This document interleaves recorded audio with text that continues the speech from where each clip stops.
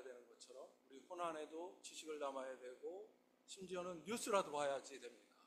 그래서 뭔가를 채워야 되는데 그래도 여전히 우리 안에 만족할 수 있는 그 무엇이 있는데 그것은 바로 우리라는 존재 안에 깊은 곳 안에 영이 있는데 그것은 바로 하나님을 담아야만 만족할 수 있기 때문입니다.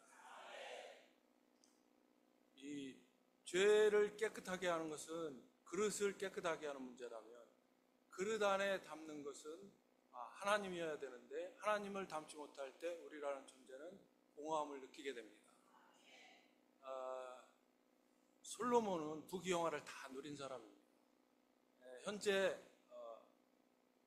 이 세상에서 가장 부자가 일론 머스크라고 하는데 그의 재산에 솔로몬의 재산을 지금 가치, 현재 가치로 따지면 5배 정도가 되는 솔로몬이 아주 부귀영화를 다 누린 사람입니다. 그런 그가 마지막에 전도서에서 헛되고 헛되며 헛되고 헛되니 모든 것이 헛되도다 말하고 있습니다. 이 헛되다는 말은 4가지 최소한 의미를 갖고 있는데 첫 번째는 존재하지 않아서 덧없다는 뜻을 가지고 있고 두 번째는 붙잡을 수 없다는 뜻을 가지고 있고 세 번째는 이해할 수 없는 모순이라는 뜻을 가지고 있고 네 번째는 실체 없는 공허함이라는 뜻을 가지고 있습니다. 이것을 한마디로 말하자면 어린아이의 입을 떠나서 날아가는 비눗방울이 오색찬란하게 햇빛을 받으며 날아가지만 그것을 잡으려고 하면 어느 순간에 잡을 수 없는 것과 같이 상태가 되는 것을 우리가 말하는 공허라고 말합니다. 공허는 단순히 심심하거나 지루하다는 개념이 아닙니다. 그것보다 훨씬 더 깊고 복합적인 정서입니다. 우리를 아주 힘들게 하고 심지어 이것을 채우지 못할 때 극단적인 길을 생각하기도 합니다. 그렇기 때문에 하나님은 우리라는 그릇을 깨끗하게 하시기 위해서 우리의 죄를 해결하셨을 뿐만 아니라 그분이 죽고 3일 만에 부활하셔서 이제는 생명을 주시는 영이 되셨습니다. 요한복음은 말하고 있습니다. 그분을 받아들인 사람, 곧 그분을 믿는 모든 사람에게는 하나님의 자녀가 되는 권위를 주셨다고 말합니다. 그분이 생명을 주시는 영이 되셨기 때문에 우리는 그분을 받아들일 수 있게 되었습니다. 사람이란 그릇 안에 그분을 채울 수 있게 되었습니다. 그분이 우리 안에 채워질 때 우리는 하나님의 자녀가 될 수 있는 것입니다. 죄의 대가는 죽음이지만 하나님의 선물은 우리 주 그리스도 예수님 안에 있는 영원한 생명이기 때문입니다. 그분이 우리를 선택하시고 우리를 사랑하셨습니다. 이제는 우리가 그분을 선택하고 그분을 사랑할 때입니다.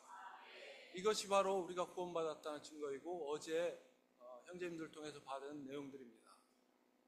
그러면 우리가 구원받았다는 증거는 무엇일까요? 적어도 3가지가 있습니다. 우리 외적인 증거, 내적인 증거, 사랑의 증거, 이와 같이 3가지가 있습니다. 외적인 증거는 바로 성경 말씀입니다. 이 나눠진 순서지 보면 요한복음 5장 24절 말씀이 있습니다. 같이 읽어보도록 하겠습니다. 내 말을 듣고 나를 보내신 분을 믿는 사람은 영원한 생명을 얻었고 심판을 받지 않으며 이미 죽음에서 나와서 생명 안으로 들어갔습니다. 그분을 믿는 사람은, 받아들인 사람은 영원한 생명을 얻었고입니다. 심판을 받지 않으며 이미 죽음에서 나와서 생명 안으로 들어갔습니다. 하나님의 말씀이 우리가 구원받은 것을 증거하고 있습니다. 두 번째는 우리의 내적인 증거입니다. 우리 안에 깊은 곳에 우리 스스로 말하는 증거입니다. 로마서 8장 16절 말씀을 읽어보도록 하겠습니다. 그 영께서 직접 우리의 영과 함께 우리가 하나님의 자녀들인 것을 증언합니다. 우리는 하나님의 자녀들입니다.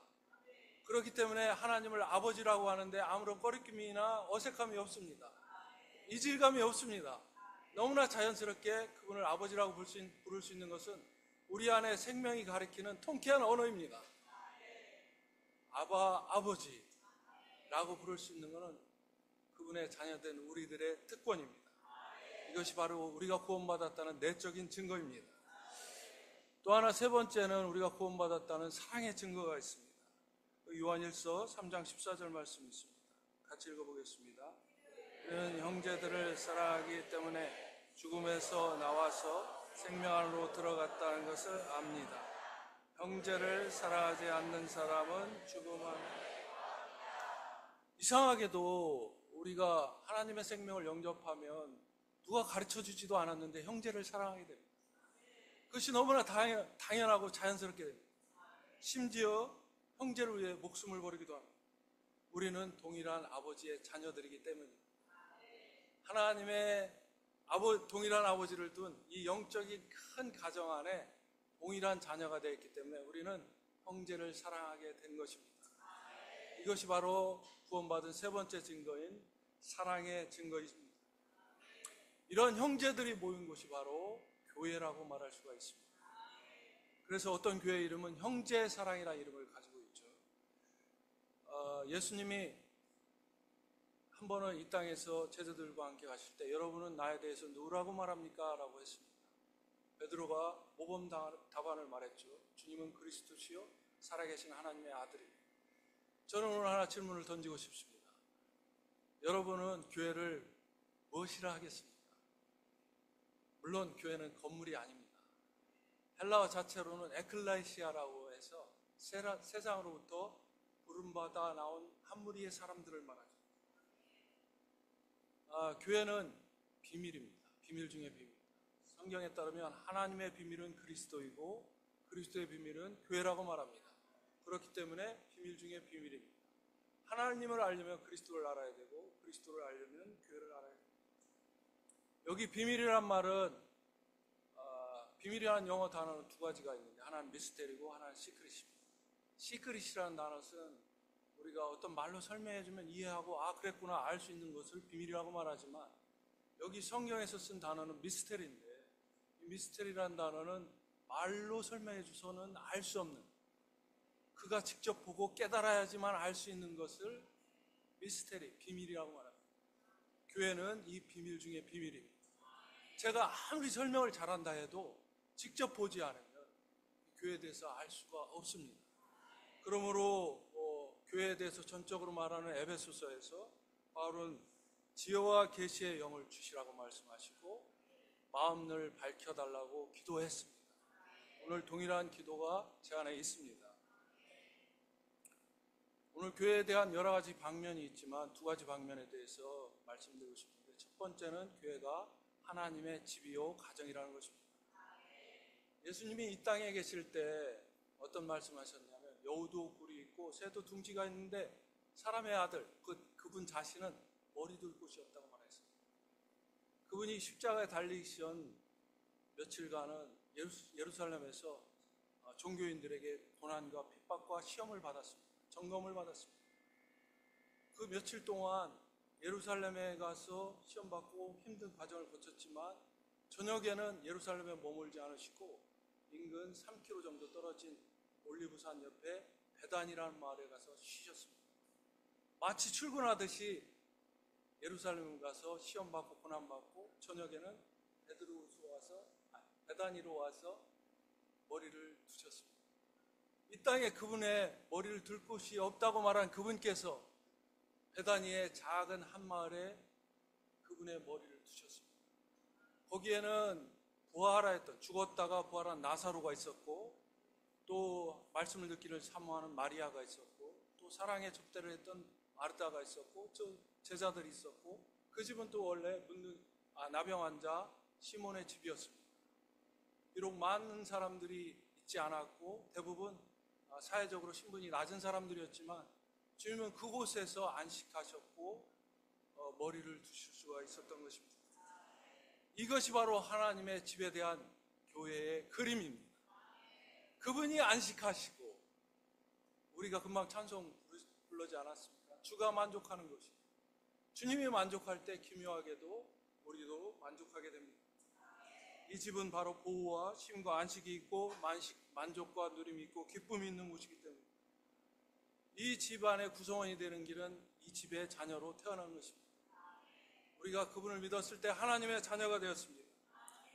이 가정 안에 일원이 된다면 더 이상 해고가 없습니다. 이 은퇴도 없습니다. 이 가정 안에는 또 계급도 없습니다. 다만 생명관계 안에 우리는 함께 그분을 아버지로 두고 함께 모인 형제들일 뿐입니다. 제가 어떤 인터넷 기사를 하나 보니까 지구에 있는 모래의 숫자를 다 합한 것보다 우주의 별들이 더 많대요. 믿기지 않지만 모래의 숫자를 다 헤아린 것보다 별의 숫자가 더 많대요.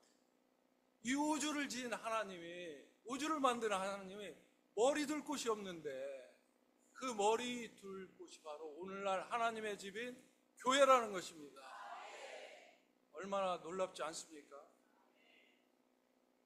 나중에 주님은 이 베다니가 아쉬웠는지 승천하실 때도 베다니 근처로 와서 베다니 앞에까지 와서 하늘로 승천하십니다. 그분의 마음 안에 이것이 있다는 것입니다. 오늘 하나님의 마음 안에는 이 교회 생활, 교회에는 베다니의 집이 있습니다. 오늘 교회가 바로 대전 안에 있는 교회가 대전에 있는 베다니의 집인 대전교회입니다. 또 하나 교회는 그리스도의 몸이라는 것입니다. 가만히 생각해 보면 나라는 존재에, 그러니까 나라는 존재의 사람의 생명을 담고 있는 것은 나의 몸입니다. 나의 몸을 생명의 범위로 하고 내 몸이 끝나면 나라는 생명의 존재도 분리되고 끝납니다. 몸이 없으면 존재할 수 없는 것입니다. 이와 마찬가지로 예수님이 계셨을 때는 예수님의 개인의 몸 안에서 하나님의 생명이 존재했습니다. 그러나 그분이 죽고 부활하셔서 3일 만에 부활하셨을 때 생명 주는 영이 되셨고 많은 사람에게 이 생명이 분배됐을 때, 나누어졌을 때 그분의 크고도 비밀한 몸이 산출되게 된 것입니다. 그러면 그분의 생명은 어디에 있습니까? 이전에는 개인적인 예수님 안에 있었다면 이제 그분의 생명은 바로 비밀하고도 큰 이 몸 안에 있는 것입니다. 거기에 보면 에베소서 1장 23절이 있습니다. 교회는 그리스도의 몸이요 만물 안에서 만물을 충만케 하시는 분의 충만입니다. 교회는 작은 것이 아닙니다. 교회는 하나님의 생명을 영접한 모든 사람들을 말합니다. 시간으로 말하자면 역대로 믿었던 모든 사람들, 시간 안에서 모든 하나님의 자녀들을 다 포함한, 또 공간적으로 말하자면 지구상에, 아니 온 우주 안에 하나님의 생명을 가진 모든 사람은 다 이 교회에 속합니다. 그분의 크고도 비밀한 몸 안에 일부가 되는 것입니다. 그런데 이 몸이, 크고도 비밀한 몸이 시간과 공간의 제한을 받을 때 어느 곳에 어떻게 나타나냐면 그곳에 있는 몸인 교회로 나타나는 것입니다. 대전에 있으면 대전에 있는 몸인 교회, 현재 이 시간 안에서 서울에 있으면 서울에 있는 몸인 교회, LA에 있으면 LA에 있는 몸인 교회. 마치 달이 하늘에 하나밖에 떠 있지 않지만 이 달이 대전에서 보면 대전에 있는 달, 서울에서 보면 서울에 있는 달인 것과 마찬가지입니다. 이 크고도 비밀한 몸을 범위로 하고 경계로 하는데 어떤 사람들은 이 몸 안에서 별도의 동그라미를 그리려고, 침례라는 이름으로, 장로라는 이름으로 또 다른 몸 안에 동그라미를 그려요. 제가 수수께끼를 하나 말씀드리겠습니다. 할 테니까 맞춰보시기 바랍니다.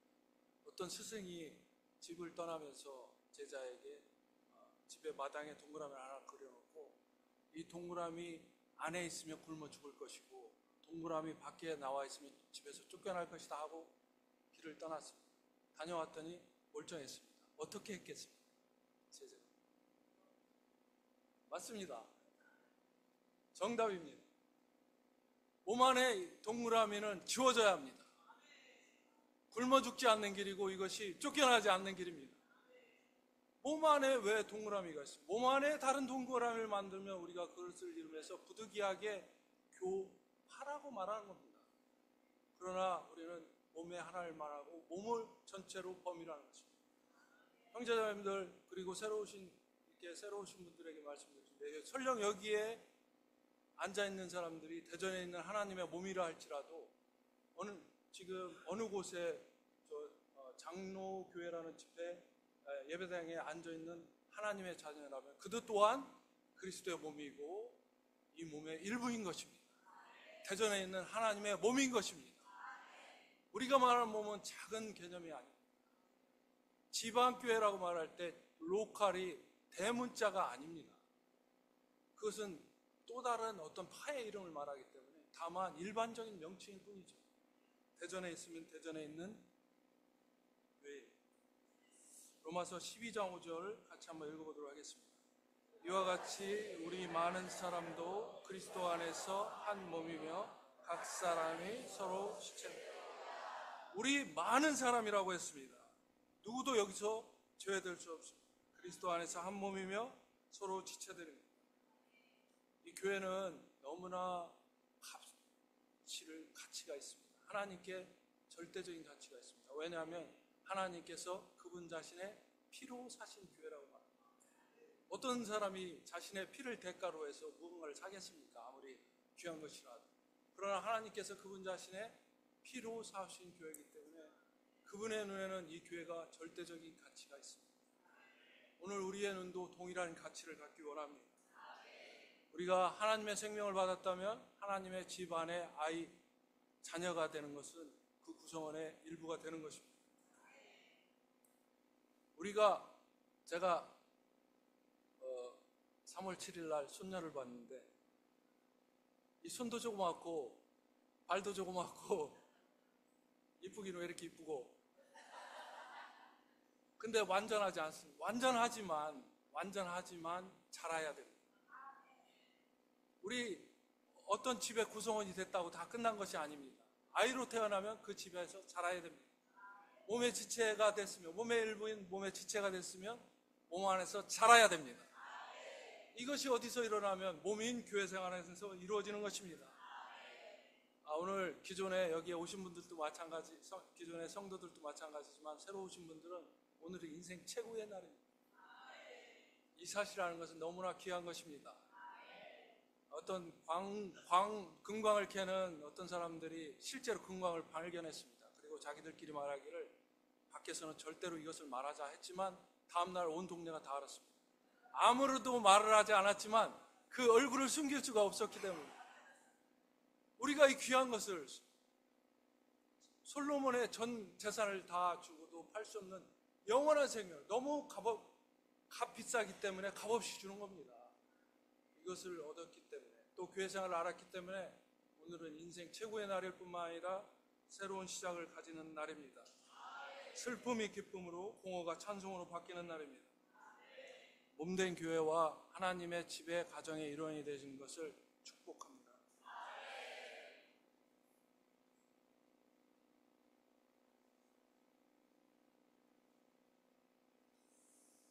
오늘 새로 오신 분들 특별히 환영합니다. 어제 오신 분도 또 다시 오신 분도 계신 것 같은데 더 주님께 축복이 있으리라고 느껴집니다. 이 복음은 은혜의 복음이 있고 또 왕국 복음이 있다고 했습니다.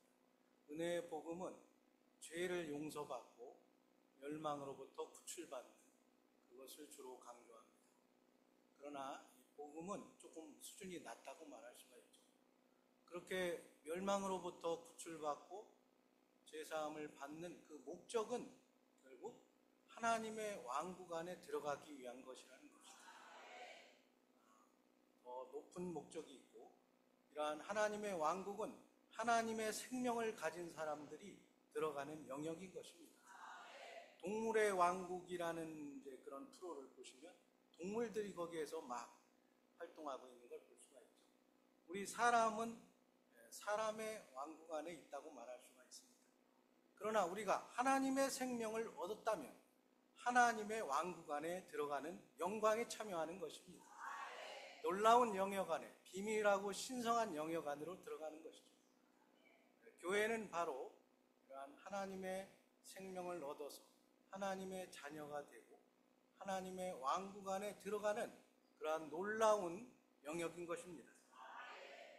어제 못 오신 분도 계신 것 같고 해서 조금 앞부분에 어제 말씀드렸던 내용을 중복되는 감이 있지만 조금 더 강조할 필요가 있을 것 같습니다. 우리 사람은 눈과 코와 입, 이러한 얼굴이 있고 또 몸이 있습니다. 아주 놀랍죠. 우리가 이러한 사람으로 태어났다는 것만 해도 우리는 축복된 자입니다. 그런데 이 사람의 모습은 하나님의 형상을 따라 하나님의 모양대로 만들어졌다는 것입니다. 왜 그렇습니까? 우리가 흔히 말하죠. 장갑을 만들 때 이 장갑이 손의 모양으로 만들어진 것은 손을 담기 위한 것입니다. 그러면 그것을 볼 때 우리는 계시를 볼 수가 있습니다. 사람이 하나님의 형상과 모양대로 만들어진 것은 하나님을 담기 위한 것이라는 것입니다. 그렇기 때문에 사람에게는 영, 혼, 몸이라고 하는 세 부분이 있는 것입니다. 동물들도 혼과 몸은 있습니다. 그러나 사람만이 유일하게 하나님을 접촉하고 담을 수 있는 영이라는 위대한 하늘과 땅보다도 더 중요한 기관이 우리에게 있다는 것입니다. 우리에게 영을 지으신 하나님을 찬양합니다. 이러한 영 안에 하나님을 담기 위해서 그분은 생명나무 앞에 두셨지만 사람은 타락함으로 잘못 선택을 했습니다. 사탄의 게임에 빠져가지고 선악 지식의 나무가 그럴듯하게 보였어요. 그래서 그걸 먹었습니다. 그 결과 사람 안에는 죄의 본성이 들어오게 된 것입니다. 그 결과 우리는 자연스럽게 죄를 짓는 그러한 비참한 생활을 하게 된 것이죠.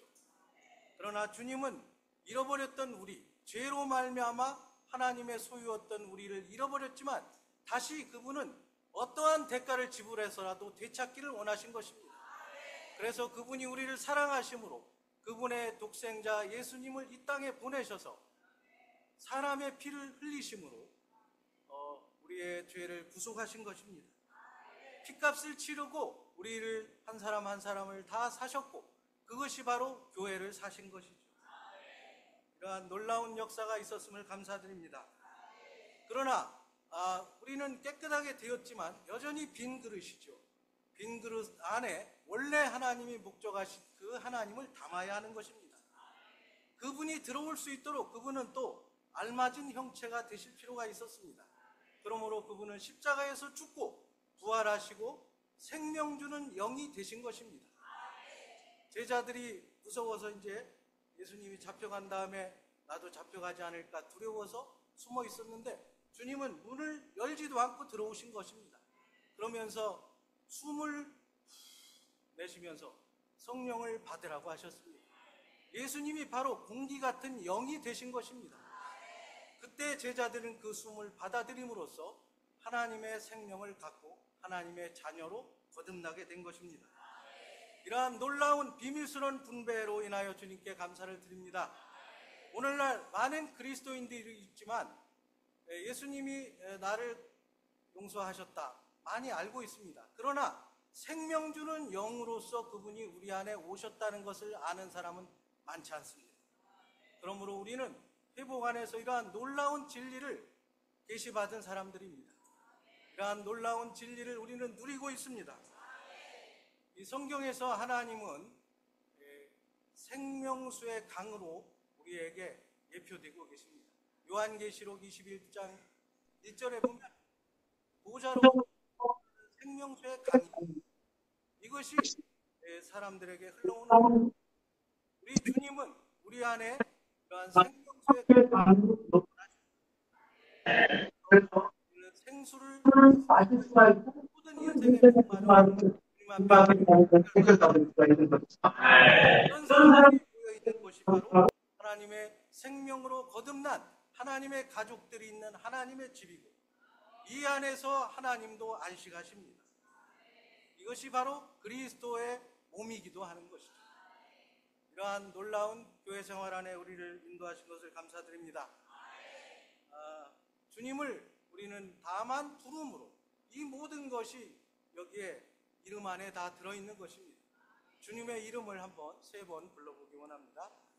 오 주 예수님, 오 주 예수님, 오 주 예수님. 아멘. 우리가 이렇게 주님의 이름을 불러서 주님의 생명을 받아들이는 것은 너무나 간단합니다. 그러나 우리가 태어난 다음에는 여전히 또 가야 할 길이 있죠. 성장해야 되고 어떤 목표에 도달하기 위해서 여전히 이제 달리는 것을 시작해야 하는 것입니다. 오늘은 저희가 교통할 부분은 침례에 대한 것을 조금 교통드리기를 원합니다. 순서지의 마지막 부분에 보시면 침례 받을 때 일어나는 세 가지 일이 있습니다. 파란 녹색 부분을 보시면 여기에 첫 번째 보시면 주 예수님은 하나님의 의를 이루고 죽음과 부활 안으로 넣어지기 위해 침례를 받으셨다. 이렇게 말하고 있습니다. 예수님이 요한이 이제 침례를 주고 있었습니다. 사람들에게 회개하라, 천국이 가까웠느니라 하면서 예수님이 오시는 길을 예비하면서 사람들을 회개시키고 물속에 이제 침례를 주었습니다. 이것은 옛사람을 끝내는 일을 한 것입니다. 이때 예수님도 하나님이 정한, 요한에게 정한 그 침례를 예수님도 사람으로서 이 땅에 오셨기 때문에 하나님이 정한 것을 그대로 수행하기 위해서, 그것이 하나님의 의를 이루는 것이다, 이렇게 말씀하시고 요한에게 와서 침례를 받으려고 하니까 요한이 제가 침례를 받아야 되는데, 예수님한테 침례를 받아야 되는데 어째 저한테 오십니까? 그러니까 하나님 이 침례를 나에게도 해서 하나님의 의를 이루라, 이렇게 말씀하셨죠. 그래서 예수님께서 침례를 받고 이제 물에서 일어났을 때 세 가지 일이 일어난 것입니다. 하늘이 열렸습니다. 그리고 하나님의 영, 성령이 비둘기같이 내려왔습니다. 그리고 하늘에서 아버지께서 말씀하셨습니다. 그는 나의 사랑하는 아들이요 나를 기쁘게 하는 아들이다. 이렇게 세 가지의 놀라운 일이 발생했죠. 이 원칙이 바로 침례받는 우리에게도 동일하게 일어나는 것입니다. 왜냐하면 우리가 믿을 때 우리는 예수님과 하나가 되는 것이죠. 그렇기 때문에 예수님의 체험이 우리에게도 동일하게 적용될 수 있는 것입니다. 우리가 침례를 받을 때 우리는 새로운 영역 안으로 들어가는 겁니다. 하늘의 영역 안으로 들어가는 것이죠. 그러므로 하늘이 열리고 그 영이 우리에게 내적으로 들어올 뿐 아니라 외적으로 우리에게 옷 입혀주는 것이죠. 그리고 우리가 아버지의 말씀을 듣는 교회 생활 안으로 이끌려질 수 있는 것입니다. 이것은 바로 침례를 통해서 이러한 세 가지 일을 우리가 얻을 수 있는 것이죠. 이 침례는 외적으로는 우리가 끝나는 것이죠. 끝나는 것이다 하면은 좀 두려워할 수가 있겠죠. 끝나고 싶지 않다, 나는. 이렇게 생각할 수 있지 않습니까? 그러나 우리 안에 모든 부정적인 것들이 얼마나 많습니까? 그런 것들은 끝나야 되지 않겠습니까? 응당 우리 안에 있는 하나님을 아닌 모든 것들은 다 처리되고 끝나야 합니다. 이것이 바로 침례를 통해서 시작되는 것입니다. 우리가 교회 생활 안으로 들어올 때 이런 끝나는 일이 계속적으로 반복되는 것이죠. 그래서 결국은 우리 존재 안에 있는 모든 타고난 성분들은 다 처리되고 끝나고 우리 안에 신성한 그리스도의 성분이 더 조성됨으로써 우리는 단체적으로 그리스도를 표현하는 놀라운 교회 생활을 갖게 되는 것입니다. 이러한 예수님의 침례가 있고, 두 번째는 성경 말씀 2의 맨 위의 것을 읽어보겠습니다. 마태복음 28장 19절. 그러므로 여러분은 가서 모든 민족을 나의 제자로 삼아 아버지와 아들과 성령의 이름 안으로 침례를 주고, 여기에 보시면 예수님께서 승천하시기 전에 부활하신 다음에 여기저기 나타나셨다가 사라지기도 하고 이렇게 하시면서 승천하시기 전에 이런 말씀을 하셨습니다. 아버지와 아들과 성령의 이름 안으로 침례를 주라고 했습니다. 여기에 아버지와 아들 성령이 있는데 이름은 하나입니다. 단수. 이름들이라고 해야 되는데 그게 아니고 단수. 이름이라고 하는 것은 바로 아버지와 아들과 성령이 하나의 이름을 갖고 있다는 것이죠. 그러므로 우리는 이것을 삼일 하나님이라고 하는 것입니다. 여기에 이 아버지와 아들과 성령의 이름 안으로 침례를 주라고 했습니다. 이것은 바로 우리가 물속으로 침례를 받을 때 이 물은 하나의 상징이고 그 실제는 아버지와 아들과 성령의 인격 안으로 들어간다는 것입니다. 삼일 하나님과 연합이 된다는 겁니다. 생명 안에서의 유기적인 연합이 발생한다는 것이죠. 그러므로 침례를 받을 때 이 침례는 하나의 형식이나 의식만이 아니라는 것이죠. 그리스도와 동일하게 되는 일이 침례를 통해서 발생한다는 것입니다. 우리의 영역이 바뀌게 되는 것입니다. 아담의 옛 영역에서 그리스도의 새로운 영역 안으로 옮겨지는 것입니다. 어제 우리가 읽은 성경 말씀에서 요한복음 3장 5절에서 예수님께서 내가 진실로 진실로 그대에게 말합니다. 누구든지 물과 그 영으로 나지 않으면 하나님의 왕국에 들어갈 수 없습니다. 이렇게 말했습니다. 여기에 물과 그 영으로 난다고 했죠. 여기 물은 바로 그 물, 침례의 물을 말하는 것이죠. 그러므로 침례를 받을 때 우리는 왕국 안에 들어갈 수가 있다는 것입니다. 우리가 왕국 안으로 들어가려면 어떻게 해야 됩니까? 첫째는 주님의 이름을 불러서 그분을 영접해야 합니다. 또한 그냥 형식적으로 이름을 부르는 것만으로는 부족하죠. 주의 이름을 부른다는 것은 우리가 옛 방식으로 살던 나의 방식으로 살던 상태에서 이제 유턴을 해서 하나님의 부르심을 바라보고 그분께로 향하는 것입니다. 나의 생각을 바꾸는 것이죠. 나의 관념을 바꾸는 것이죠. 이것이 바로 회개입니다. 그러므로 참된 회개가 있을 때 우리는 참된 믿음을 가질 수 있는 것입니다.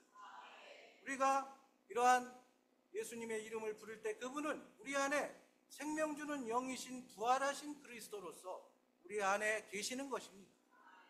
그럴 때 우리는 그 왕국 안에 살고 있다는 것이죠.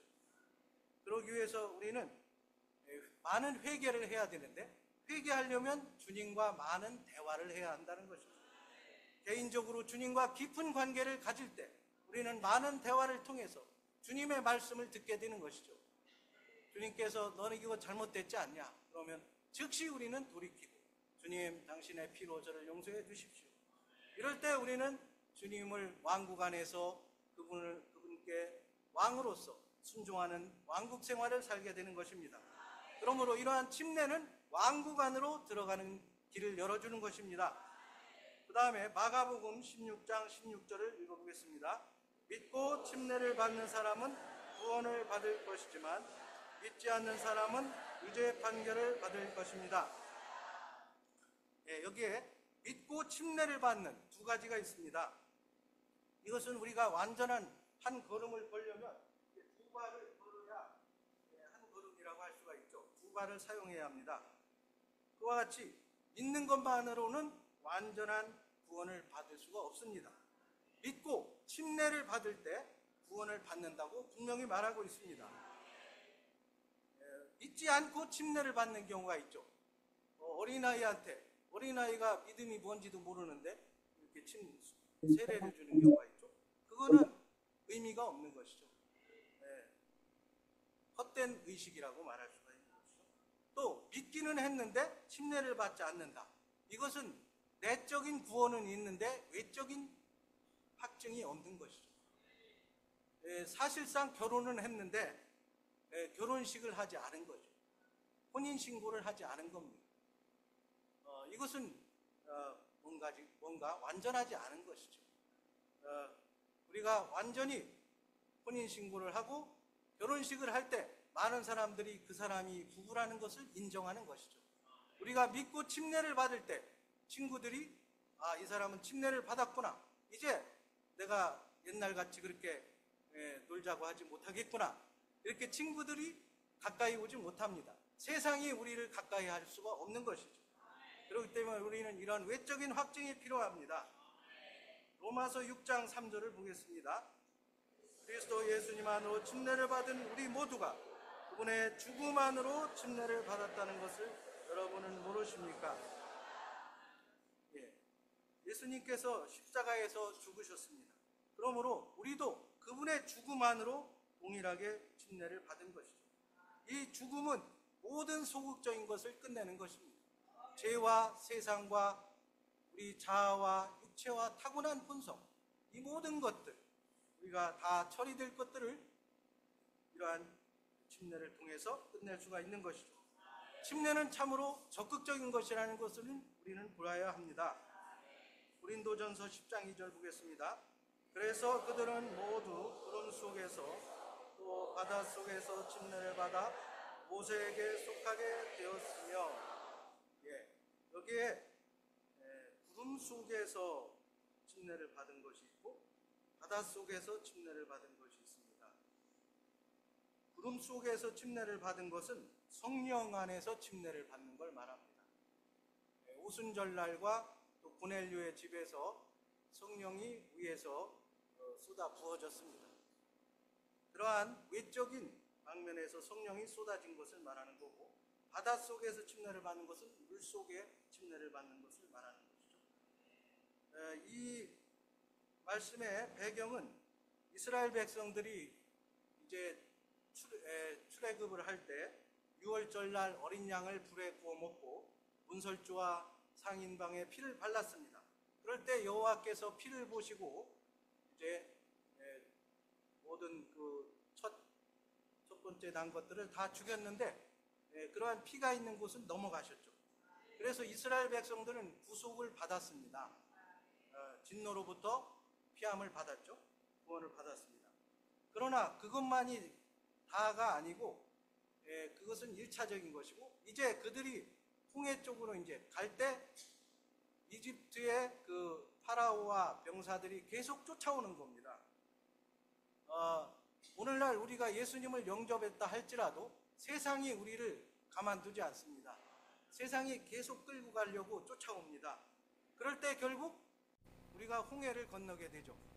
홍해를 건너서 우리는 통과했지만 따라오던 파라오와 병거들은 다 물속에 수장되었습니다. 사탄과 그의 능력, 우리를 쫓아오던 그 사탄과 능력은 패배하고 멸망한 것입니다. 이러한 침례를 통해 우리는 놀라운 이 세상을 처리하는 체험을 할 수가 있는 것이죠. 이 세상이라는 건 뭡니까? 하나님과 멀어지게 하는 모든 것들이 다 세상입니다. 세상의 악한 체계에 속한 것들, 심지어는 종교, 문화까지도 포함합니다. 이러한 물침례는 이 말씀을 보면은 성령 침례와 함께 동시에 이루어진다는 것을 볼 수가 있습니다. 그렇기 때문에 우리가 물침례를 받을 때 우리는 성령 침례도 함께 받았다고 봐야 되는 것이죠. 동시에 이루어진 것입니다. 마지막 고린도전서 12장 13절 읽겠습니다. 우리가 유대인이나 헬라인이나 노예나 자유인이나 모두 한 영 안에서 한 몸 안으로 침례받았고 또 모두 한 영을 마시게 되었습니다. 여기에 한 영 안에서 침례받았다는 것은 성령 침례를 말하는 것입니다. 이 성령은 두 방면이 있는데, 부활하신 날 저녁에 숨으로 내신 그러한 본질적인 영, 그것은 생명을 위한 것입니다. 그리고 오순절날과 고넬료의 집에서 성령이 쏟아져 부어주신 것, 그것은 능력을 위한 것입니다. 하나님의 일을 하기 위해서, 우리가 하나님을 위해서 말하기 위해서, 복음을 전하기 위해서, 또 이러한 하나님의 능력이 필요한 것이죠. 이것은 바로 경륜을 위한 경륜적인 영이라고 말하고 있는 것이죠. 그래서 이러한 하나님의 놀라운 역사, 성육신과 십자가의 죽으심과 부활과 승천, 거기에 두 가지, 성령을 호흡으로 불어넣으신 것과 또 그 영이 그들 위에 부어주신 것, 이 모든 6가지 사항들은 사실 영혼 가운데 있는 사항들입니다. 이 동그라미 안에, 이 라인 안에 있다면 이것은 어디에 있든지 관계없는 거죠. 다 체험할 수가 있는 겁니다. 그래서 영혼 가운데 다 이미 이루어졌습니다. 주님이 십자가에서 죽으신 것, 그것이 이루어졌을 때 우리도 함께 죽었고, 부활했을 때 우리도 함께 부활했고, 승천했을 때 우리는 그 승천에 함께 있는 것이죠. 이러한 성령 침례도 동일하게 함께 우리는 다 이루어진 사실로 받아들입니다. 어떻게 우리가 적용합니까? 이 모든 6가지 사항들이 그분의 이름에 포함되어 있습니다. 그러므로 주님의 이름을 부를 때 이 모든 것을 우리는 다 받을 수가 있습니다. 이 샌드위치를 먹을 때 샌드위치에는 빵이 있고 고기가 있고 야채가 있는데 그거 따로따로 먹는 게 아니죠. 한 번에 그냥 먹으면 그 모든 것이 내 안에 들어오는 것처럼 주님의 이름을 부를 때 이 6가지가 다 들어오는 것입니다. 이것을 적용하기 위해서는 우리가 회개하고 주님의 이름을 믿고 또 물속의 침례를 받을 때 이 모든 것을 다 받는 것입니다. 어떤 사람이 당신은 성령을 받았습니까? 특히 오순절파 이런 분들은 방언을 해야 성령 침례를 받았다고 해요. 그렇기 때문에 성령을 받았는지에 대해서 우리한테 물어본다면 우리는 예, 나는 분명히 성령을 받았습니다 라고 담대히 답변해야 된다고 했습니다. 왜냐하면 우리는 2000년 전에 성령을 받은 것입니다.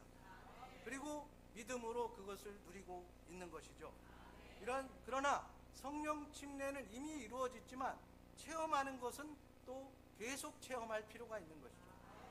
우리가 성령 침례를 계속하기 위해서는 주님과 합당한 관계를 가져야 됩니다. 또한 두 번째는 그리스도의 몸인 교회와 올바른 관계를 가져야 하고 그 안에 서 있어야 합니다. 또한 성령 침례를 받았다는 것을 우리는 믿어야 합니다. 우리가 이러한 영 안에서 침례를 받고 두 번째는 이 말씀에 의하면 그 영을 마신다고 했죠. 이것을 어디에서 마십니까? 우리는 교회 안에서만 마실 수가 있습니다. 여기에 이러한 흐름은 참된 교회 생활 안에 흘러오는 것입니다. 오늘날 주의 회복 안에 있는 우리에게는 이러한 보좌로부터 흐르는 생명수의 공급이 흐른다고 말할 수가 있습니다. 정말 이러한 흐름을 여기에서 우리가 날마다 마시고 영원한 생명을 더 누리기를 원합니다. 제목과 같이 하나님의 집인 교회 생활 안에서 우리는 영원히 생명수를 먹고 마시고 누리는 놀라운 교회 생활 안에 보존되기를 원합니다. 아멘.